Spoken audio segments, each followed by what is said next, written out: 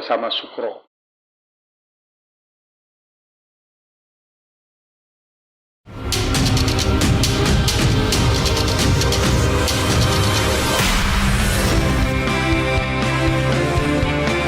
Kota Banjarmasin, kota yang dijuluki sebagai kota seribu sungai, terus bergerak cepat di berbagai bidang, mulai dari infrastruktur hingga pengembangan sumber daya manusianya. Perkembangan kota Banjarmasin selama kepemimpinan Haji Ibnu Sina dan Arifin Nur membangun sebuah spirit baru untuk kota Banjarmasin dengan slogan Banjarmasin Baiman dan lebih bermartabat. Roda pembangunan yang terus berjalan sesuai dengan visi misi dan program pemerintah Kota Banjarmasin dijalankan demi kemajuan dan kesejahteraan masyarakatnya.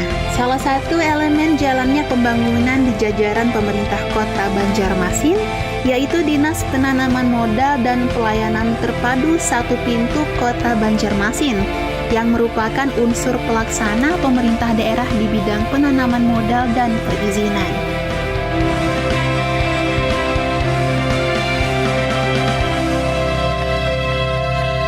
Dinas Penanaman Modal dan Pelayanan Terpadu Satu Pintu Kota Banjarmasin merupakan organisasi perangkat daerah Kota Banjarmasin yang memiliki tugas dan fungsi dalam bidang penanaman modal dan perizinan.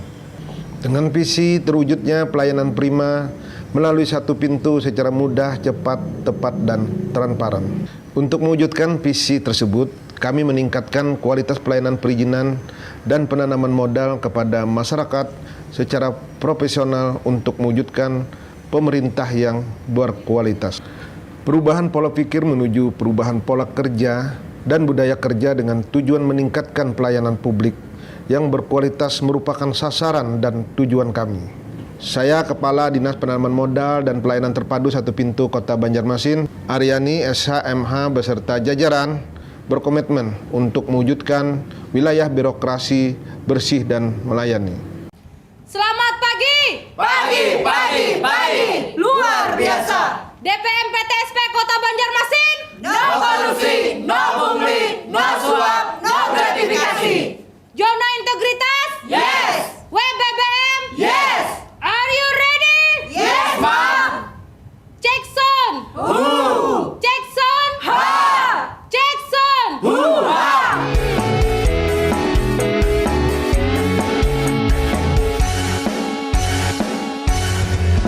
Ayo warga Banjarmasin. Mari buat izin usaha. PMPT SP kantornya. Banjarmasin itu kotanya. Banjarmasin itu kotanya. Kami siap melayani dengan setulus hati. No suap, no korupsi, no pungli dan gratifikasi. No pungli dan gratifikasi. PTSP semangat kerja, melayani Indonesia. WBBM pasti bisa, kita capai itu bersama. Kita capai itu bersama. PTSP pasti bisa, melayani Indonesia. WBBM pasti bisa, kayu baim baik kita semua. Ayo baim baik kita semua. Gerak! Banjarmasin bisa! Banjarmasin bisa. Banjarmasin Baiman! Banjarmasin barasi wan nyaman. Banjarmasin baiman bautung batua.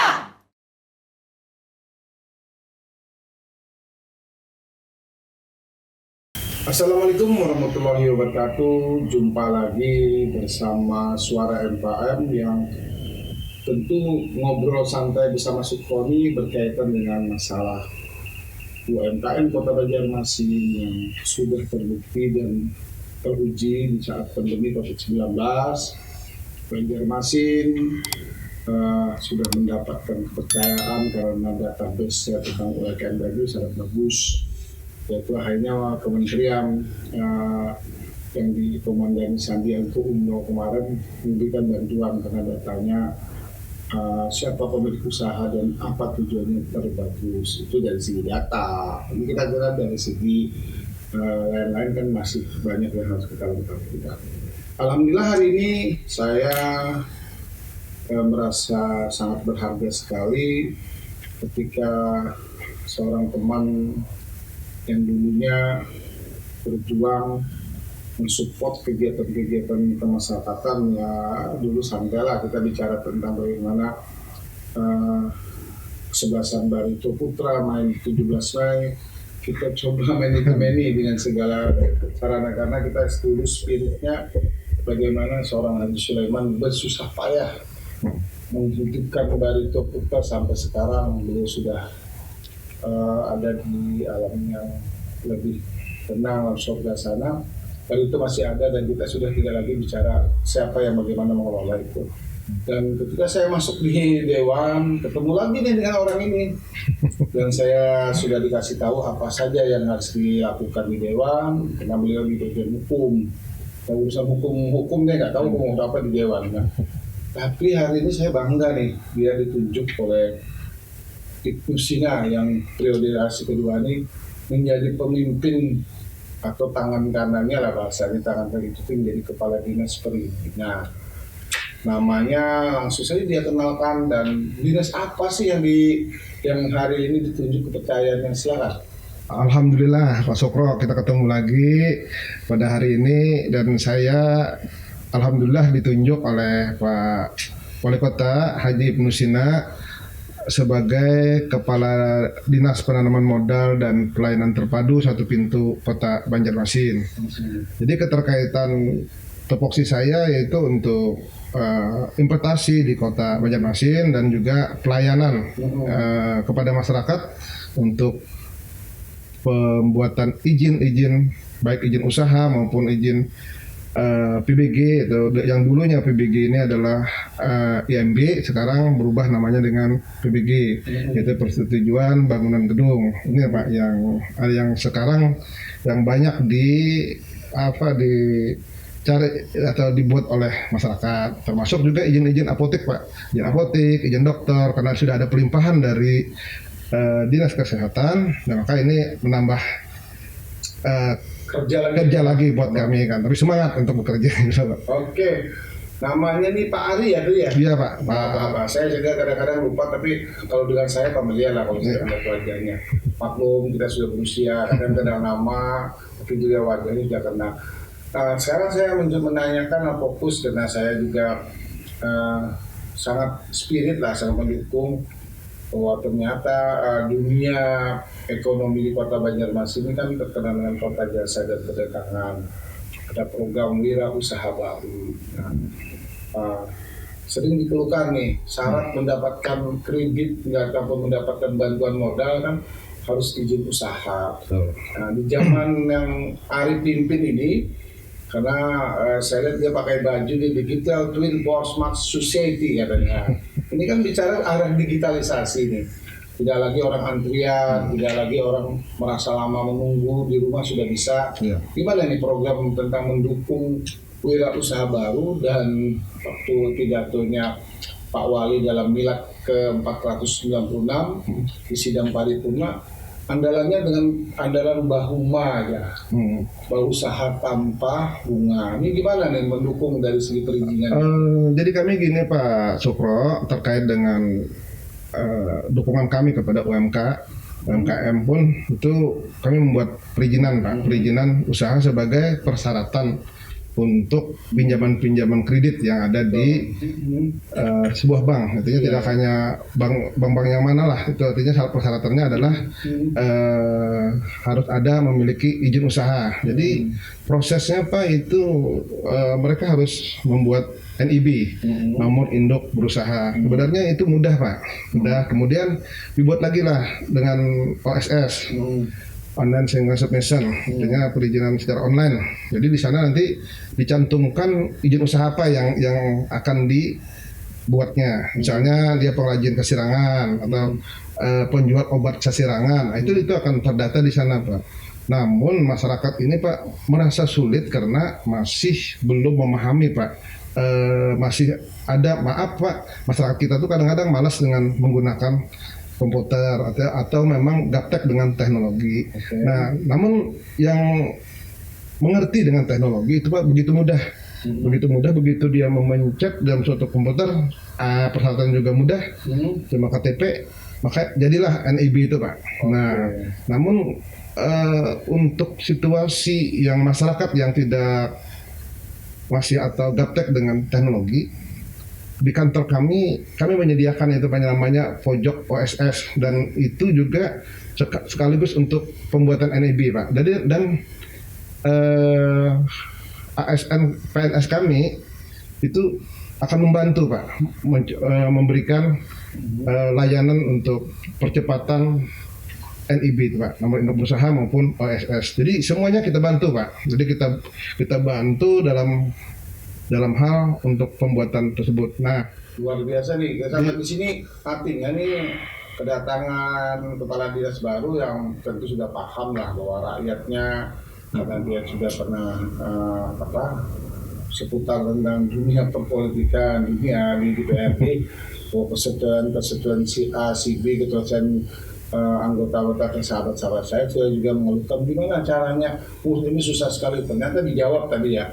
Kalau yang tidak bisa Pak IT ada pojok apa namanya? Pojok OSS dan itu dilayani ya, dan dipandu oleh Pak, pandu OSS di sana dipandu oleh karyawan kami. Dan ini Pak, maaf Pak sekali untuk memotong pembicaraan ini. Kita biasa kebetulan di hari jadi ini kebetulan diberikan fasilitas juga oleh dinas koperasi, itu ada pameran Pak, dan kami membuka stand di sana Pak. Artinya di PMPTSP membuka stand terkait dengan perizinan Pak. Jadi yang tidak mampu atau gaptek dengan teknologi silahkan datang ke pameran di Siring itu Pak. Dan saat ini kami banyak nih Pak yang sudah membuat NIB baru.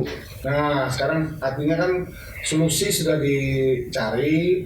Nah, tentu pihak Pak Ari dan kawan-kawan sudah menghitung nih, ketika dibuka layanan itu sehari berapa sih orang yang bisa di-handle, karena kan pergerakan ekonomi, percepatan orang ingin mendapat kepastian itu bisa menjadi ukuran ya kan, sehingga bisa diprogres lah kepada masyarakat. Ternyata satu hari bahkan kerjanya Pak Ari dan kawan-kawan di sana itu bisa keluar izinnya khususnya NIB itu berapa? Ini yang selama pameran kan Pak ya, selama pameran sekitar 15 sampai dengan 25 Pak. 25 ya? Untuk satu hari kan. Berapa hari pameran dilaksanakan? Dari hari jadi itu sampai tanggal 1. Berarti kita 5 harian. 5 harian ya? Nah itu kan sudah tahu nih parameter bahwa antusias orang ada, sehingga bagaimana orang tidak lagi bicara. Ternyata birokrasi kita di zamannya Pak Ari ini sudah tidak terjawab. Jangan takut datang ke kantor kalau urusan NIB itu ya. Untuk pelayanan kami siap membantu Pak. Masyarakat yang gaptek pun kami bantu, ada di pojok atau pandu OSS-nya Pak. Oke.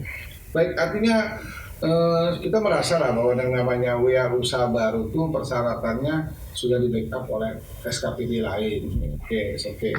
Nah sekarang masalah IT sudah ada solusi daya juga. Nah sekarang kendala-kendala ataupun dalam rangka percepatan ya, karena saya lihat kan kita ini sepakat nih di Dewan dengan legislatifnya dan eksekutifnya pemerintah kota bahwa di tahun 2002 tambah 2000 ada yang namanya RPJMD yang bicara meningkatkan SDM dan kesejahteraan. Nah, sejauh ini SDM sumber daya manusia yang meng-hire ataupun melayani masyarakat yang butuh perizinan itu di internal berapa dan siap untuk bekerja dengan siapa saja, karena yang namanya pelayanan ini kan dituntut kalau bisa sih 1 kali 24 jam ya kan. Ini gimana nih terobosannya Pak Ari?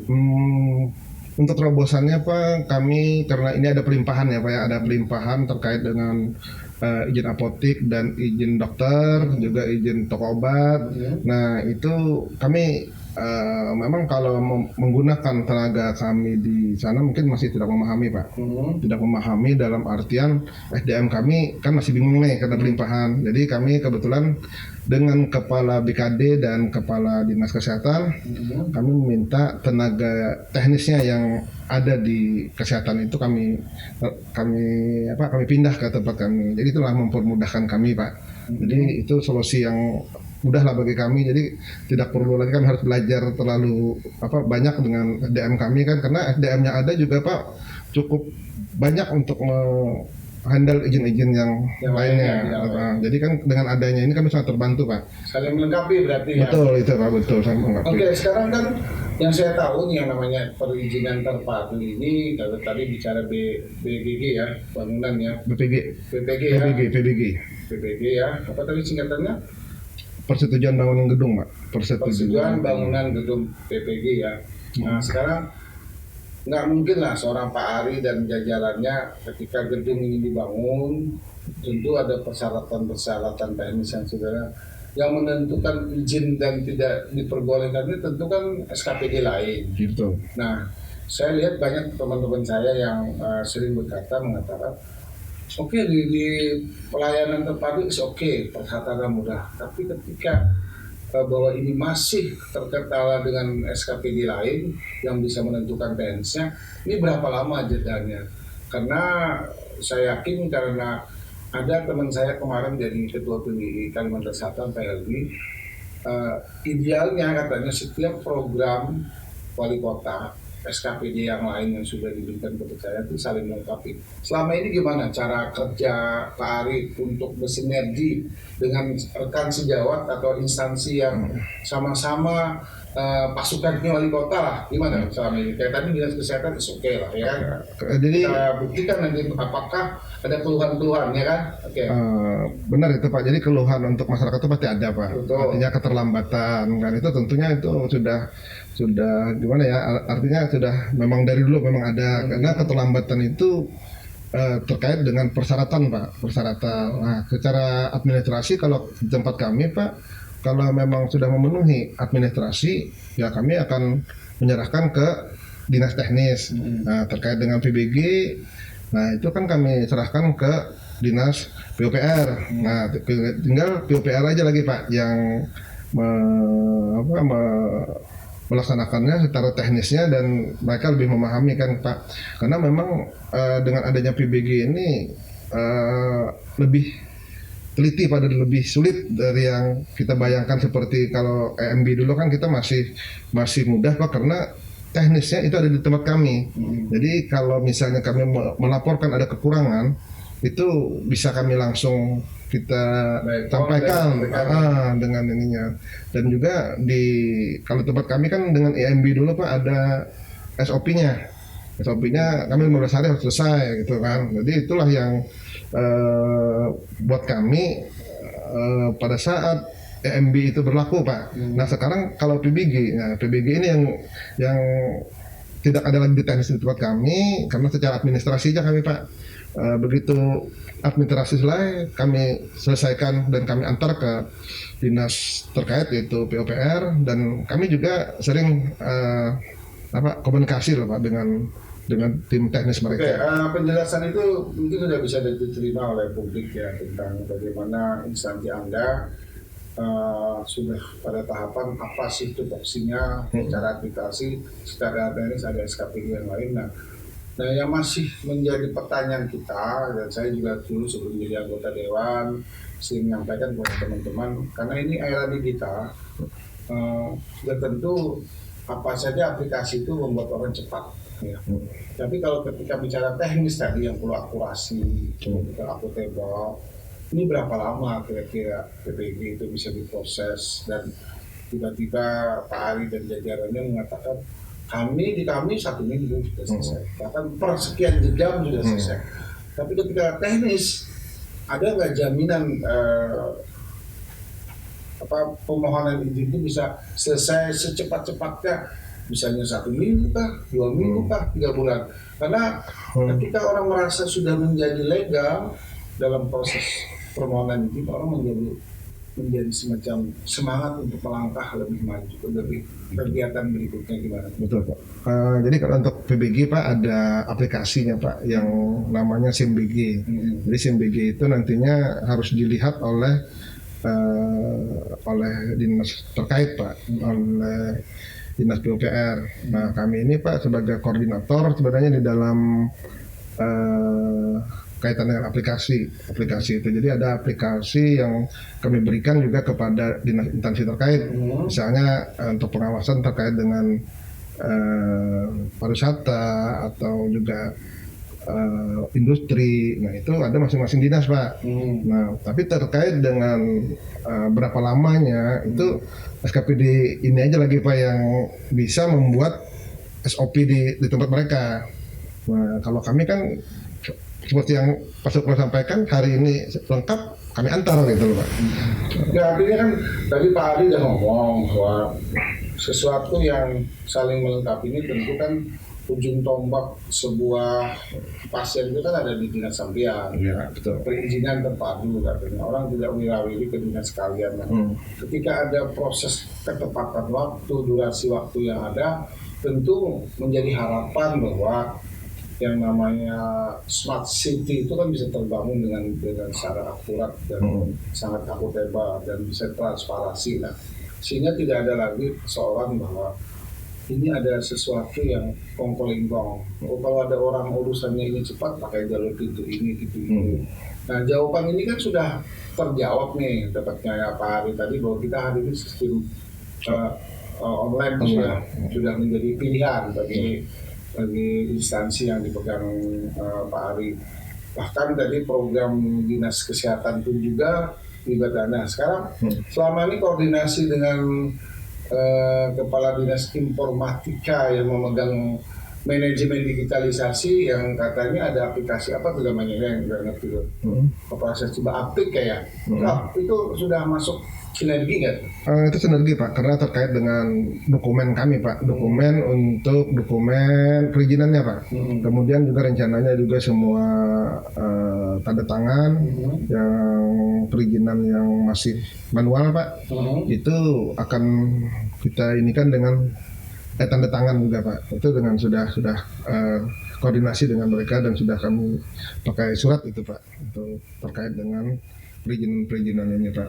Oke, berarti saya rasa ngobrol kita bahwa saya juga sebagai orang yang juga ingin kebersamaan dan komitmen untuk memajukan kota kita ini kan sudah hampir 5 abad ya kan? Iya.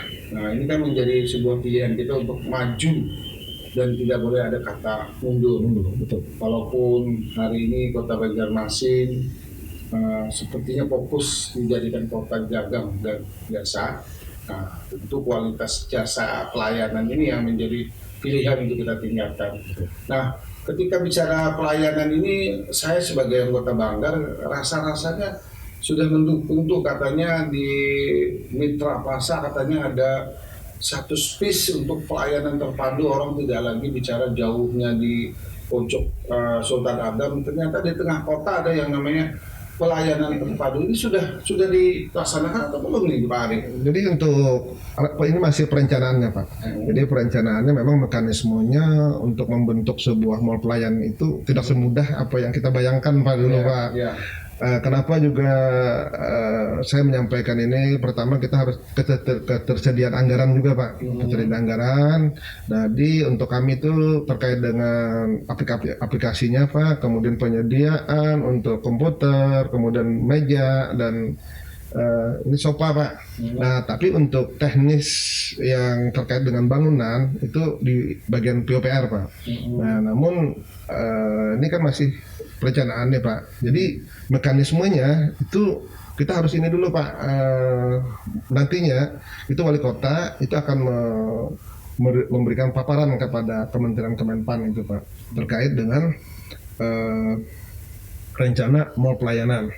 Dan itu ada persyaratan juga Pak, luasan sebagai sebuah mall pelayanan itu Pak. Jadi mall pelayanan itu minimalnya sekitar 800 sampai 1000 meter persegi Pak. Itu dapat dikatakan sebuah mall pelayanan. Nah kemudian juga ada instansi vertikal yang mengisinya Pak, dan juga ada instansi swasta Pak, seperti ojol mungkin di dalam itu Pak nantinya Pak.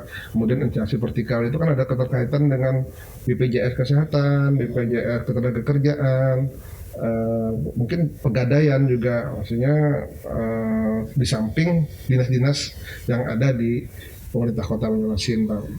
Oh jadi oke. Perencanaan ini kan sudah saya dengar sangat matang.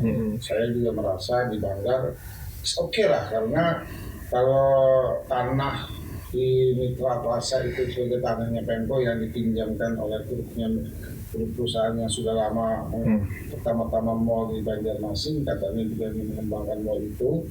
Nah, dengan adanya memanfaatkan gedung dan memanfaatkan fasilitas yang ada, tentu kan menjadi hiruk pikuk baru di pusat kota Banjarmasin yang bisa difungsikan lagi gedung itu, karena saya yakin selain fasilitas parkirnya luas ya, dan gedungnya juga sangat dekat dengan segala penjuru kota Banjarmasin, orang bisa datang ke sana sambil belanja, sambil berekreasi, kan hidup lagi nih pusat perbelanjaan yang di sana yang ya sejak dulu sampai sekarang kan hidup mau mati tak segarnya lah, apa bahasanya kan.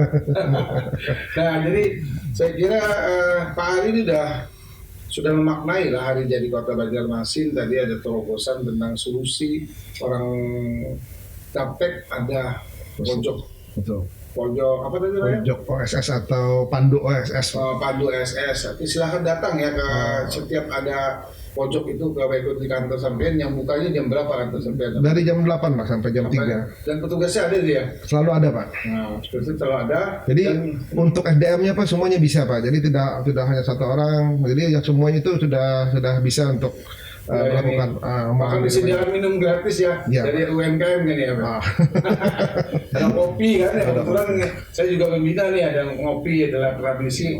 Bisa aja kita supply itu gratis lah dari saya, di sana bisa dikenalkan lah. Cara-cara mengenalkan UMKM di Kota Banjarmasin supaya ketika ada ruang tunggu disitulah grey UMKM berdiri, ada kopi, ada snack. Nah tentu di pikiran Pak Ari ada lah seperti itu, atau sudah dilaksanakan di sana?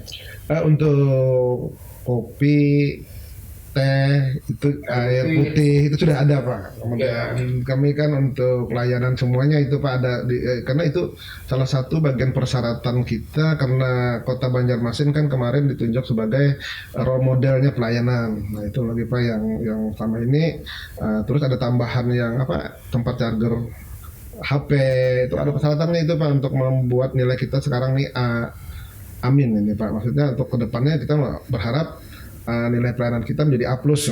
Ya maksud saya gini Pak Ari ngobrolnya, bagaimana kita bicara UMKM tangguh dan kuat apabila problem pemasaran ini hanya ada di mulut. Saya sudah melihat di beberapa instansi di Kota Banjarmasin, saya datang ke BPN Kota Banjarmasin kemarin, menunggu proses urus-mengurus di sana, ada ruang tunggu. Ternyata ada grey UMKM, ada keripik pisang, ada minuman, tertulis harganya ini UMKM. Kalau instansi-instansi SKPD di Kota Banjarmasin yang berkaitan dengan pelayanan membuka grey-grey kayak gitu, UMKM kita kan bisa jadi maju dan terkenal.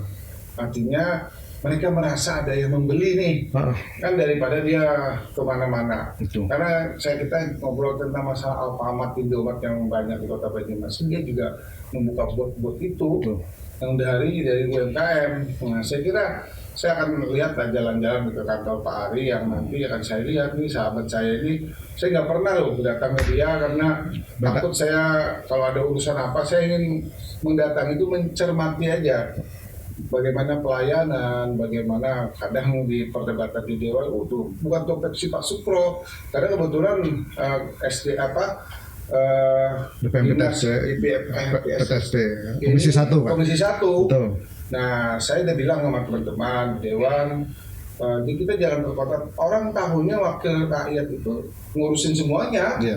Ya nanti kalau masalah teknis bisa lapor di Komisi 1, dan saya kebetulan di Banggar pasti akan menyeluruh, ya kan, melihat dan mengamati tentang bahwa Banjarmasin ini harus kita miliki bersama. Karena yakinlah bahwa Banjarmasin tidak memiliki fungsi dan arifin, dia itu sebagai penggerak saja. pemilik sesungguhnya itu kan Pak Ari adalah warga Kota Banjarmasin. Sepakat nggak itu? Sepakat ya? Sepakat itu. Oke Pak Ari, bincang kita sudah menghasilkan beberapa yang bisa diinformasikan. Makanya akan kita akhiri kalau saya sebut suara UMKM, jawabannya adalah cangkal boleh bercari. Kalau saya Pak Ari sebut Kota Banjarmasin, kata beriman, jawabannya Barasi wan nyaman. baik. Oke, kita akhiri ngobrol santai bersama saya, host yang selalu pingin Kota Banjarmasin maju. Karena saya sering diamanahkan kepada sahabat saya yang juga jadi gubernur Kalimantan Selatan.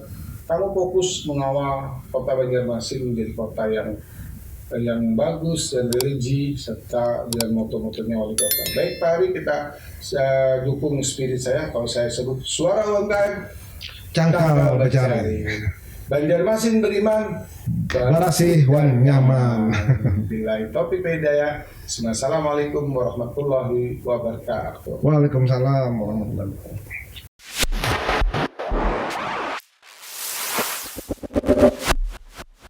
Ngobrol bersama Sukro.